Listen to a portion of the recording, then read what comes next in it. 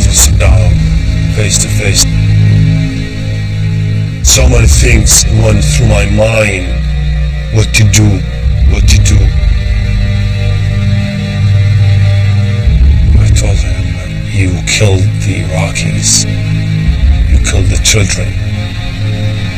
You're against God. And he said, I'm Saddam. I'm still the president.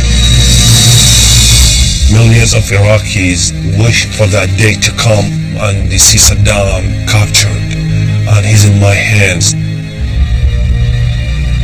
This is a dream coming through to me. I want to prove it to the world.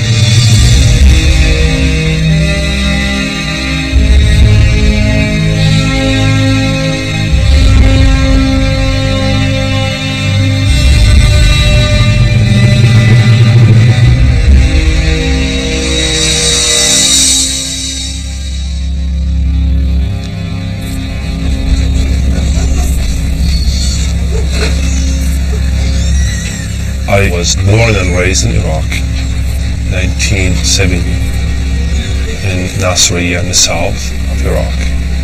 I left the country when I was 20 years old.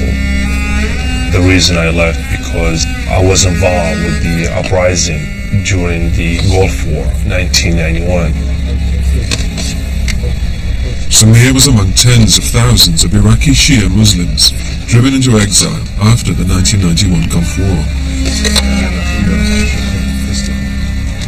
It was a stark choice for anyone who'd taken part in the Shia uprising that followed the war. Leave home and survive, or stay and risk death.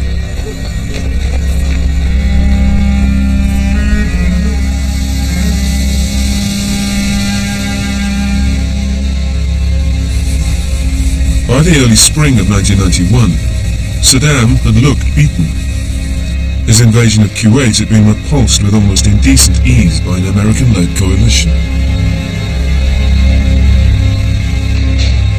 Encouraged by the West, the Shia cities of southern Iraq erupted in rebellion against decades of oppression.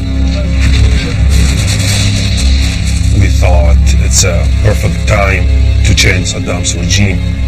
So we went with the uprising against Saddam, but we couldn't make it. We couldn't get any help from anywhere. So we had to leave the country.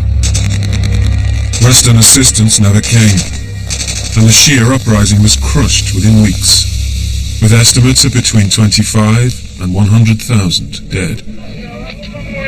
This footage, recorded in Samir's home city of Nasiriyah, contains graphic evidence of what happened to those who stayed.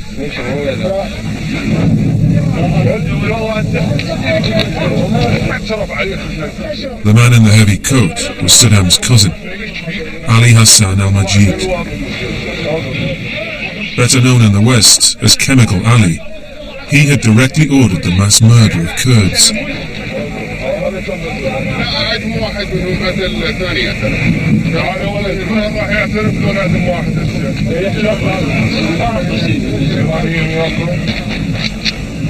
Samir's escape from all this was the beginning of a long, painful journey into exile. We were thousands of us in the refugee camp in Saudi Arabia. I had to live there for 3.5 years in a tent, middle of the desert. It was a bad experience for me.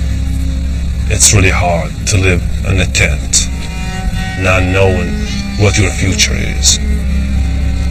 Pretty much we lost hope.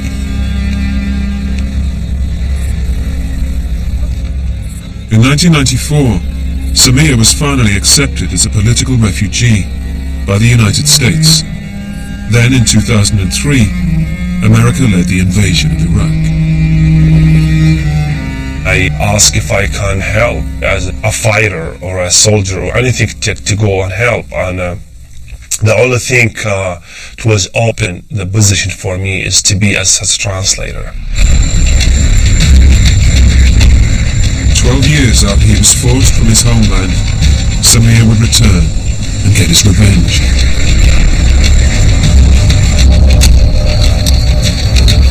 On a December 9th, 2003. He's part of a US Special Forces team in pursuit of Saddam Hussein.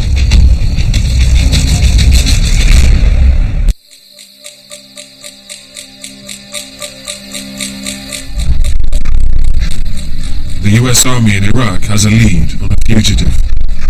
Codename, High Value Target 1. Tonight they will try to capture him. Our brigade commander, Colonel Jim Hickey, came to me that morning and laid off me that we'd got this information. We did a good look at the forces available, and we had a discussion of what forces he would need to execute this. He went back and looked at a plan and came back to me about 2 hours later, laid out the plan for me, and the plan was to go in that evening. And we called it Operation Red Dawn. Okay, one more time. We're here, just off Highway 24. We'll set the outer perimeter here. We have 8 Apaches airborne. We had a pretty good assessment of where our objective area was, and within that area we designated 2 specific points. The first one was entitled Wolverine 1, the second one Wolverine 2, simply so we can communicate to one another. Right, so we're hitting the targets from here. Saddam Hussein has eluded the Americans for almost 9 months. But with Iraq in deepening crisis, his capture has now become an urgent priority.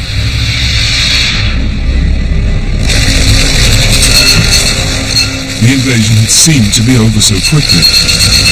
It all began on the 20th of March 2003. But by the 9th of April, American troops were at the gates of Baghdad. For a few brief weeks, the atmosphere was one of heady celebration.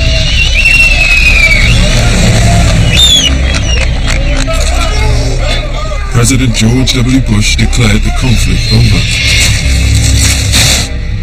Major combat operations in Iraq have ended. In the Battle of Iraq, the United States and our allies have prevailed. The tyrant has fallen, and Iraq is free. But then the insurgency began. Coalition troops were now in a war of attrition against an invisible enemy.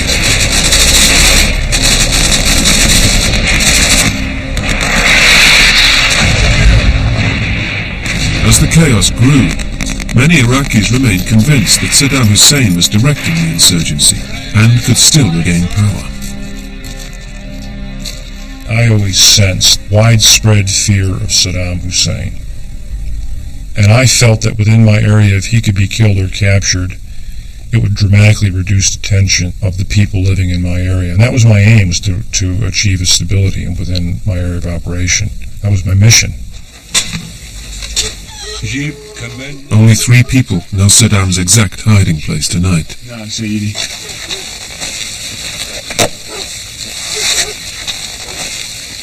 2 of them are acting as his minders. They're the sons of a Saddam loyalist in the small farming town of Ad-Dur, close to the dictator's home city of Tikrit. The other is Saddam's personal bodyguard. His name is Mohammed Ibrahim Omar al-Muslit. 2 nights earlier, Muslit had been captured in Baghdad by the Americans. Samir, now working as an interpreter for American Special Forces, has been brought in to translate during Muslit's interrogation. First, he lied to us about Saddam. He lied about where Saddam is. But we have information. We put him on the spot.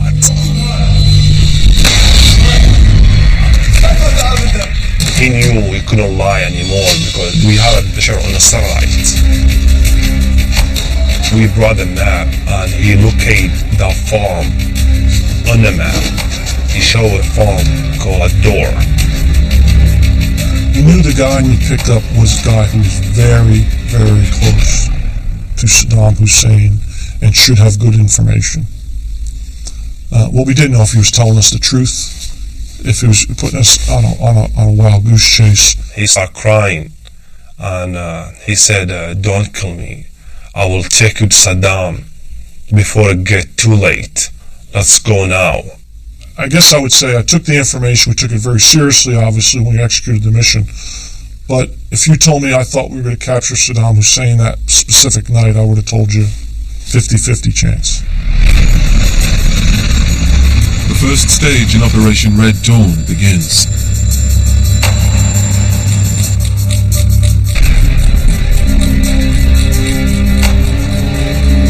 We had about 600 people, tanks, Bradleys, attack helicopters, ground infantry.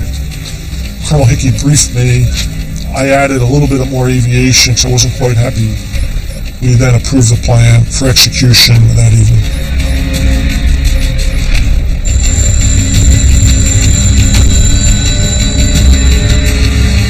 Farmland and orchards just north of Ad-Dur are sealed off in a huge and well-rehearsed military maneuver. No one will be able to move in or out of a wide perimeter. We had tanks and helicopters and forces that are ready to fight. I think they thought it's going to be a battle. It was a lot of forces. A lot of forces. We cordoned off about a 2-kilometer by 4-kilometer area, and then we made sure we had supporting aircraft, which in this case was attack helicopters, to also make sure we'd have good eyes if somebody was trying to break out of the cordon. Inside the cordon are the targets, the 2 farmhouses known as Wolverines 1 and 2. The 4th Infantry Division is expecting to encounter fierce resistance from well-organized Saddam loyalists.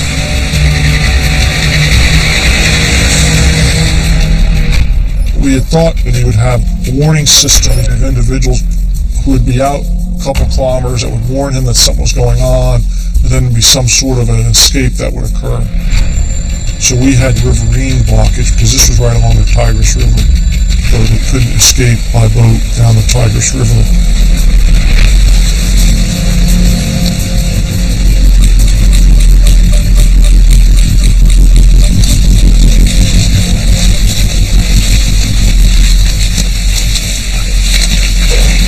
Lieutenant Colonel Steve Russell is in charge of blocking any escape along the River Tigris, which runs close to the 2 farmhouses.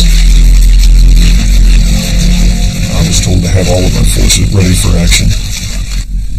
And when the raid actually did go down, we had a blocking position just opposite the Tigris River. As well as the huge advantages of night vision, the entire outer cordon is visible only to the Americans, using a sophisticated digital tracking system which plots all of their positions. The 4th Infantry Division was equipped with a digital technology, and it did allow us to assemble forces very quickly on a certain location. That helped a great deal, because if something went down, we could just go assemble on one another very quickly. You could see it on the map, and you just go to it. Waiting at an abandoned barn just outside Ad-Dur, the attack force for tonight's raid is a Special Operations Unit, known as Task Force 121. With them is Muslit, Saddam's personal bodyguard. The translator is Samir.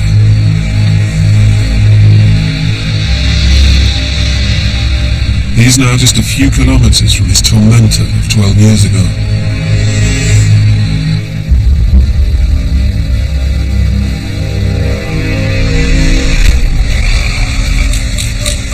With the outer perimeter sealed, the attack force moves in.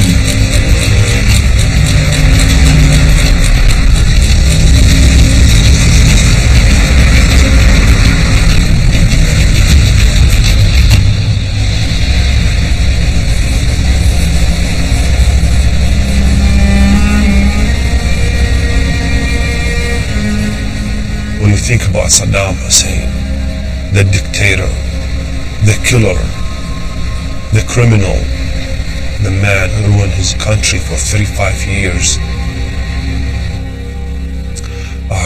I lived my life in Iraq for 20 years, and I know what happened to my country, what happened to my own people, for the family I lost, for the friend, for the neighbors being executed during Saddam's regime.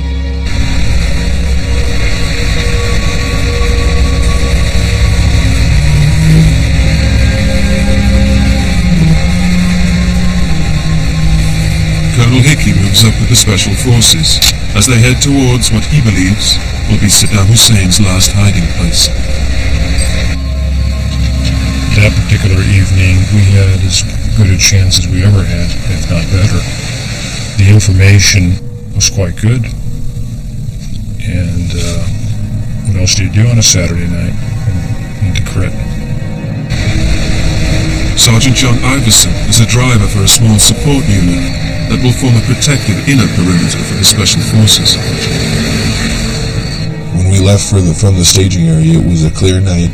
We had no problems with any of our equipment or our night vision glasses, which normally arise when you have not enough illumination at night or maybe too much. It just seemed to be one of those nights where nothing could go wrong equipment-wise or weather-wise.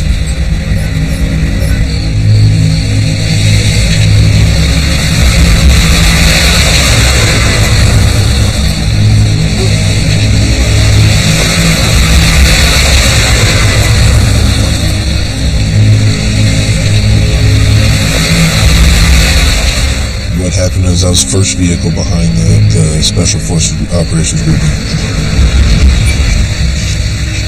Our instructions were simple. We were to follow them. They will move into a location. When they move into a location, we will set our perimeter. At that point, all the other vehicles in our convoy behind us will be set in their positions.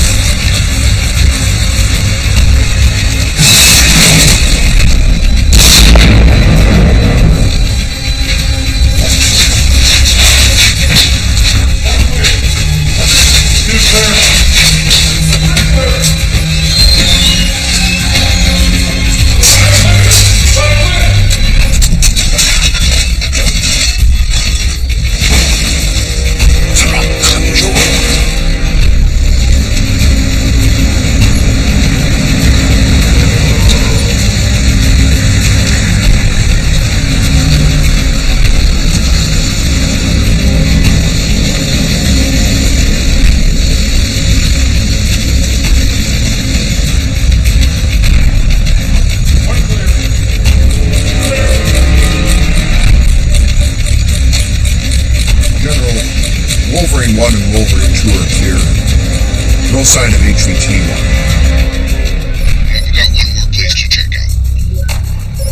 When I got a call from Colonel Hickey, and he told me, we've finished Wolverine 1, Wolverine 2, and we haven't found anything.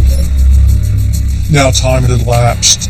It gave people time to move around, to maybe understand we were out there. I thought that we were going to get them that evening. Did diminish quite a bit. Next to the Tigris River, and midway between Wolverines 1 and 2, is a desolate farm building, barely fit for human habitation.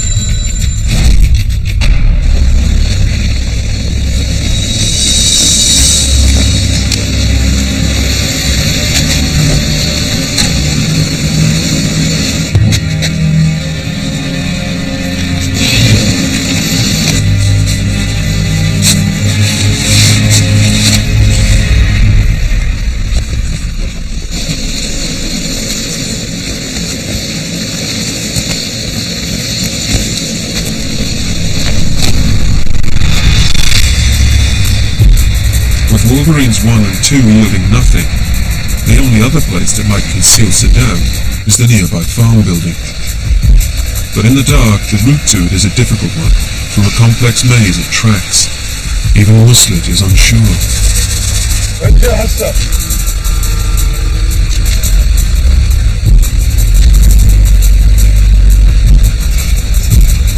Aye. Yamin. All right.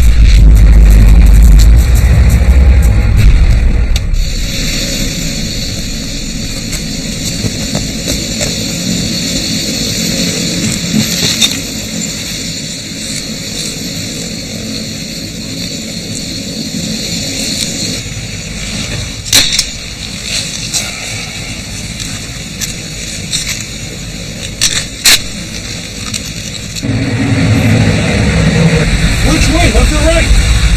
ولا يمين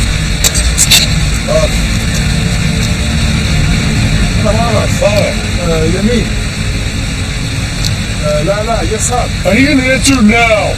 لازم يعرف هذا طاقة ما اقدر اشوف شمال لا There's so many dirt road we don't know which one we check. And it was like, keep telling us this one, no, the other one, no, this one, the other one. They got really upset about him, and they would start yelling at him. And when they yell, I have to yell. You should be able to see the farm right now. What the hell is it؟ وين المزرعة؟ ما تقدر اشوف. ما بنظر لك بعد ما نانا. There's six over there. Go right. We kind of slowed down, and we stopped a little bit. Then we start moving, and they start screaming at him. And for some reason, he just took us to the right way.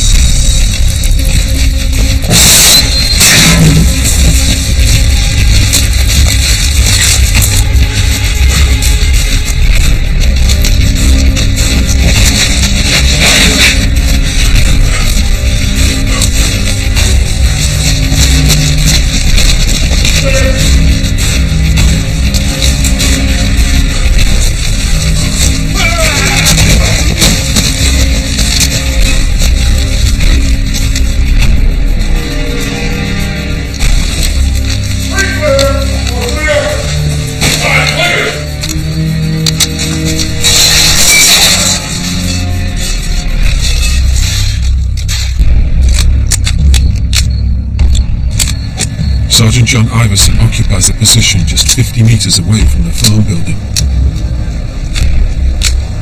My gunner scanned through his sighting system to make sure that our sector was clear. But by that time, I had already seen that they had entered the compound area. I don't really know what was happening inside the compound, but I remember my gunner kicked me, told me that there was someone moving around in the orchard next to us. I looked out with my night vision, and I saw that there was someone who was coming out. My truck commander told me snatch him up, so I went out with my night vision.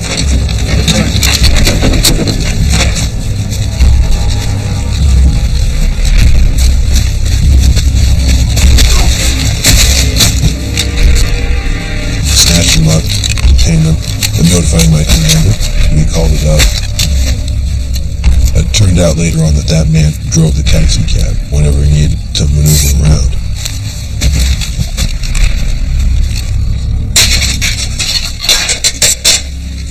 Although there are signs that this crude farm building had been inhabited tonight, it looks like another dead end.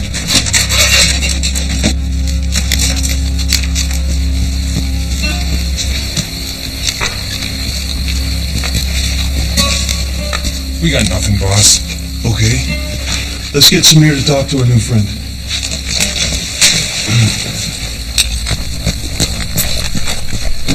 Samir, we need you.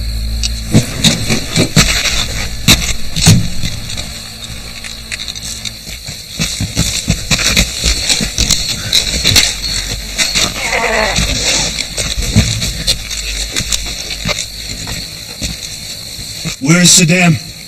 كلم عن صدام. كلم عن صدام. ايه أنا ما أعرف وين صدام. ليه بيكون هني؟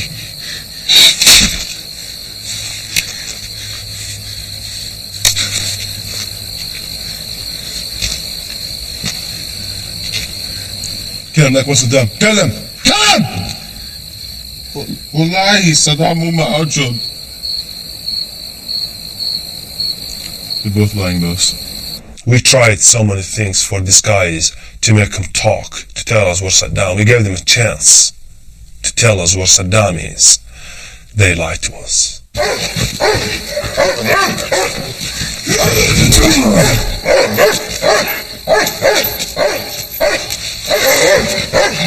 That's it. ما أقدر أحكي. خليني آسف. أعطيني مي.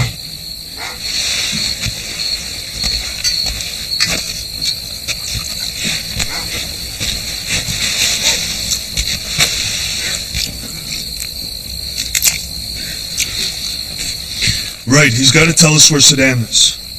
ما صدام احنا صدام مش هنا اتكلم.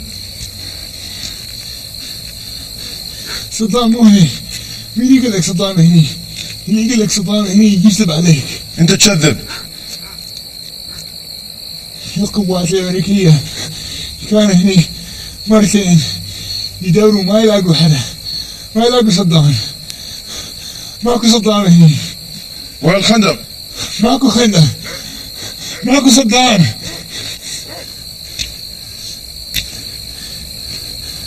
كلم عن صدام. كلم عن صدام. هذا خندق احنا نعرف. وين الخندق؟ ماكو صدام هني. ما صدام احنا صدام مش هنا اتكلم. كلم عن صدام.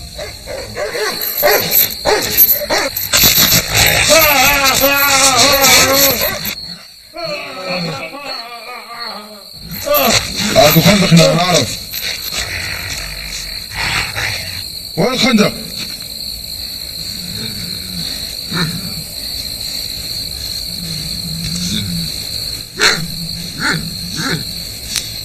فين ماكو خندق. هنا وين؟ لازم اخذك عليه. لازم اوريك اياه. He said to get to the bunker. Okay, let's go. وين البنكر؟ يلا.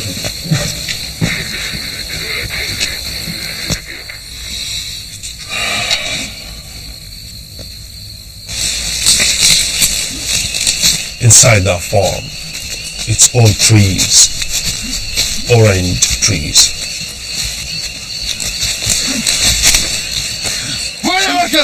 I think the reason he took us inside there because the forces, they were standing on top of that bunker. He tried to walk us away from that place. وين الخندق؟ وين هذا هو؟ حواليها كل هذا هو. لا تكذب. وين الخندق؟ كلم لك. وين الخندق؟ وين هني؟ وين؟ هذا هو. وين هذا هو؟ وين؟ He said, this is the bunker. It was like, what do you mean this is the bunker? He just like pointed to the trees. He said, this is what we call a bunker. This is the bunker. Man.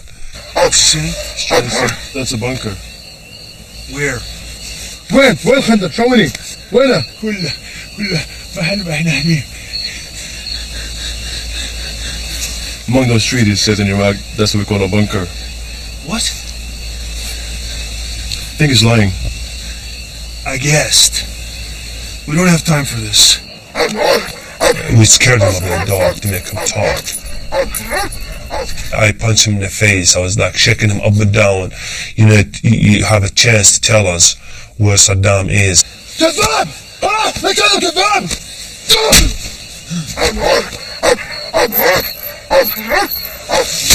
هاي آخر فرصة لك، قل لي وين صدام؟ لو ما قلت رح نلاقيه، هاي آخر فرصة لك، بروح تشوف أهلك، يلا معاي. This is going nowhere. Let's get back to Muslim. He didn't tell us where Saddam is. We had to go back to the bodyguard. That's all the hope we have. I was kind of disappointed. I mean, we're here to capture Saddam. Where Saddam is, this is the time we need to get Saddam out. And so far, there's nothing.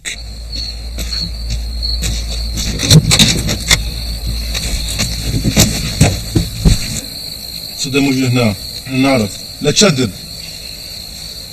لا تشدد، قول صدام.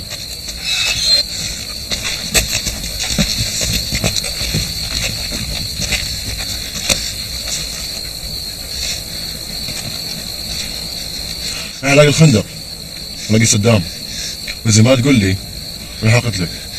قول لي الحين، هذا آخر فرصة لك، تكلم. أنا ما أعرف وين صدام، ما أعرف وينه، يمكن محمد يعرف.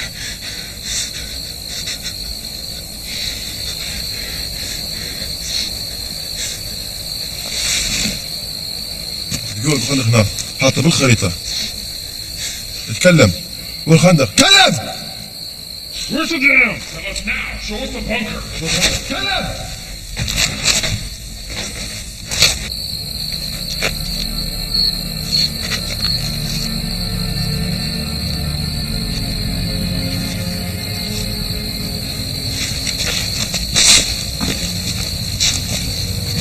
خندق هنا.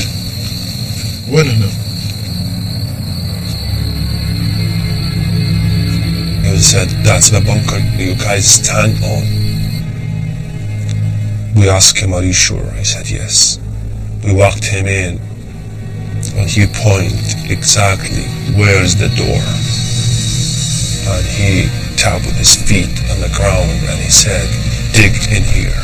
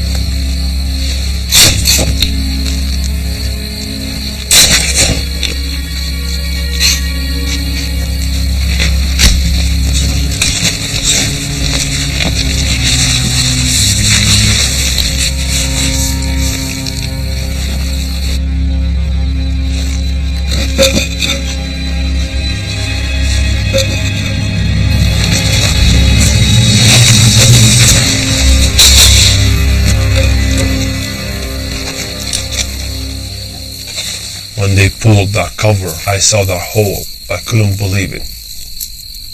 We used to see Saddam on TV, the hero, the man, the powerful man, the scary man, the man who built like thousands of palaces. Just no way, I just believe he's in that hole, a small, dirty hole. There is no way Saddam's here. The bodyguard is lying. Okay, light it up.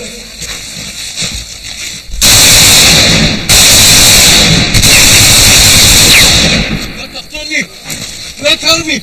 لا تهرمي! لا تقتلني! Samir, come and talk to him. Tell him to come out before he gets killed. Tell him we want to see both hands up. بدك اطلع. ارفع ايدك.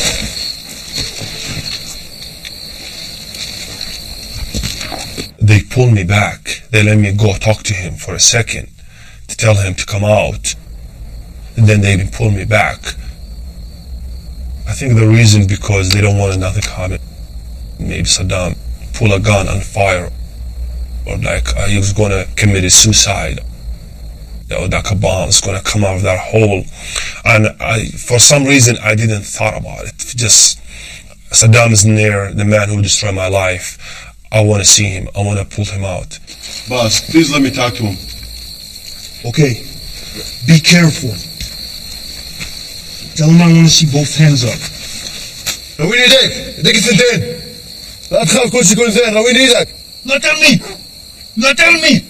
زين اطلع حتى لا تموت. ارفع ايديك حتى تبقى حي. لا تخاف، كل شيء يكون زين، روين ايديك ثنتين.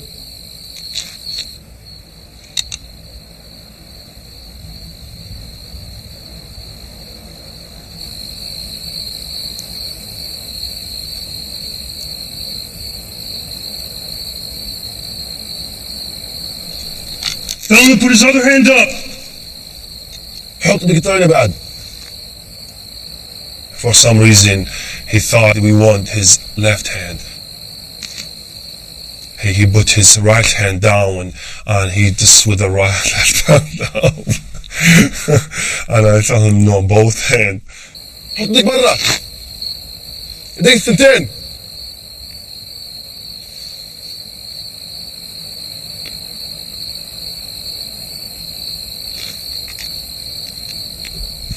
Got him.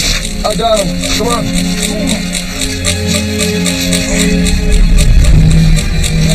Come on. Go. I'm not gonna forget that moment. The way Saddam looked when we pulled him out. Let it go on.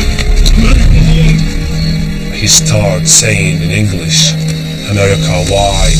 That's Saddam's sound. He looked so old and so tired. He looked so scared and shaken. He was hair all over, long beard, long hair. When some guys, they grabbed him from his hair, his hair was greasy. I think God knows how many times. He never took a shower. He looked terrible. That's him. That's Saddam. Ask him his name. That's Saddam. Ask him. Chiswick. Any Saddam. And he said, I'm Saddam. Yeah, they asked me to tell him, what's Saddam? I asked him, Saddam what? We need to say his full name. Ask him Saddam what? What? Ask him! قول لهم اسمك شو صدام شو؟ قول! He said, I'm Saddam Hussein. When I told the guys, Saddam Hussein, that moment, just everybody got freaked. Saddam Hussein.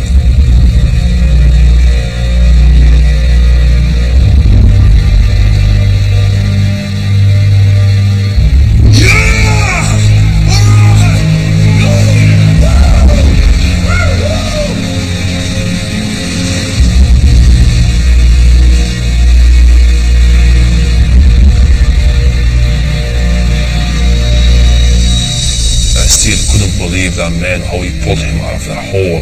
The man I was born and raised, seeing on TV and calling himself the hero.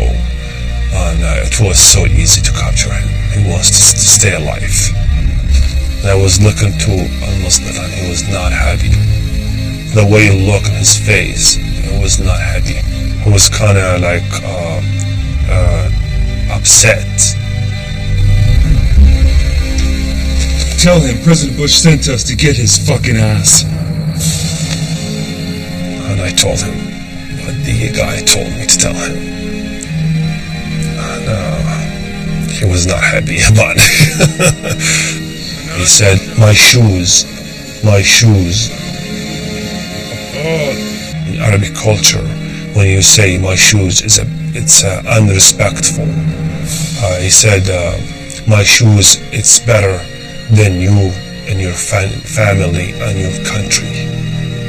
That was his response to this special forces guy.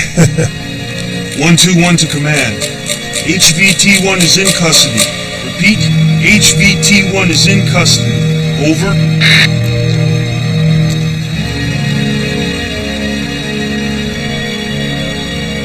The million of Iraqis wish for that day to come and they see Saddam dying or captured. And he's in my hand. And just so many things went through my mind. What to do. I thought about to kill him at that night. It just for some reason I couldn't do it.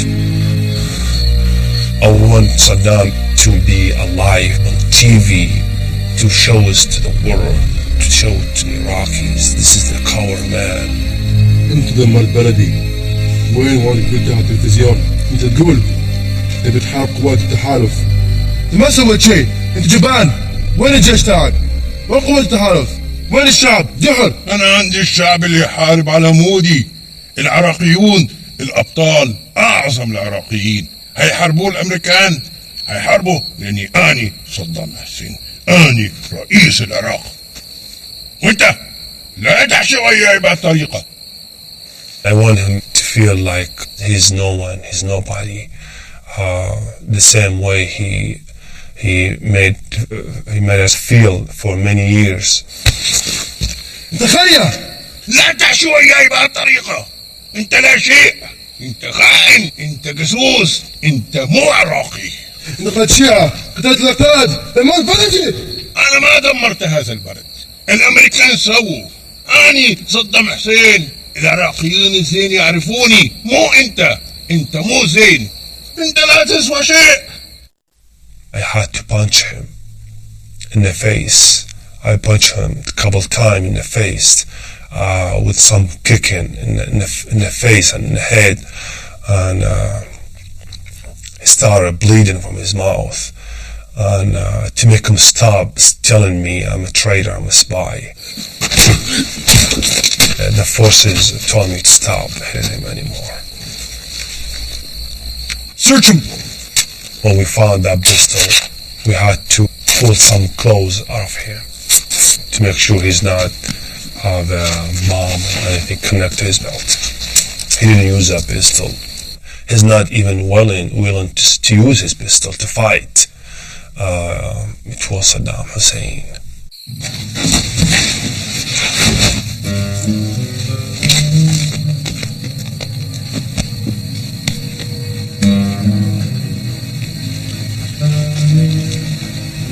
كذب علي.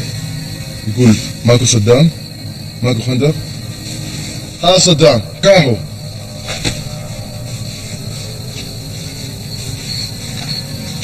صدام. ايوه كنت اعرف، ما كنت اعرف وين صدام. محمد بس كان يعرف وين. Okay, get him up. Let's get him dressed.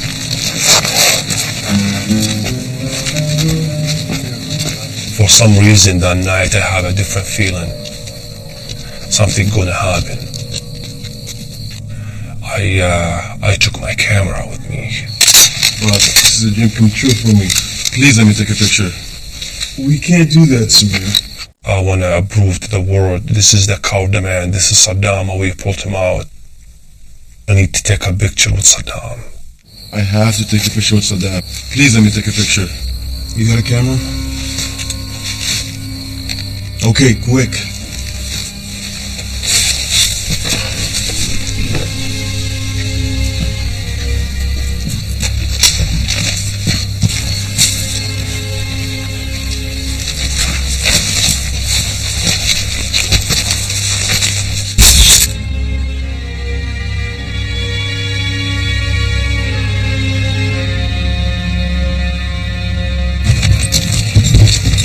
Inside that bunker, they found a green box.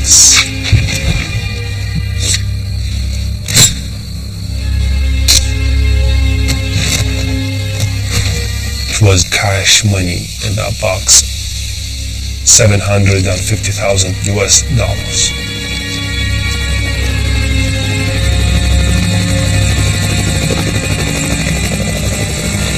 It was so dark that night. In Iraq, one thing you love. The sky is so clear and you can see every single star in the sky. It's beautiful, beautiful. For some reason, Saddam was looking to the sky, looking right and left, looking to the palm trees. I was looking at him. شوف نجوم السماء الحلوة، شوف النجام والسمو اللي فوق. عمرك ما هتشوفهم بعد هيك. بحطك في سرير في كيوبا لآخر يوم في حياتك. أنت تستاهل هذا. ما عذر للنجوم، عذر لله. أنت ما تعرف الله. تقتل الأطفال والنساء والكبار. مش حرام عليك؟ أنت ما تعرف الله. أني صدام، الله يحبني. He said, God loved me, and I'm Saddam Hussein. I'm a good man, and people know who Saddam is.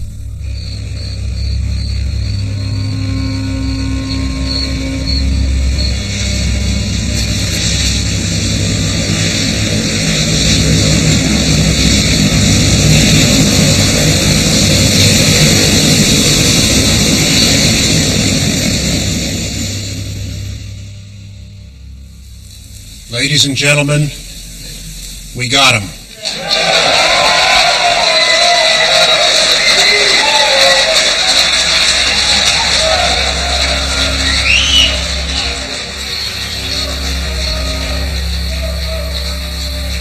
Saddam Hussein was captured Saturday, December 13th at about 8:30 p.m. local. This is Saddam as he was being given his medical examination today.